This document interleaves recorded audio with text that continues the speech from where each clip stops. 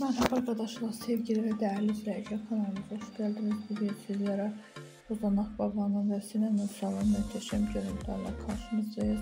Başarılı ünlü oyuncumuzun yeni özel görüntülerinin devamı gelmesi istiyorsanız da kanalımıza abone olmayı ve beğeni yapıp bol bol yorum kısmında yazmayı unutmayın.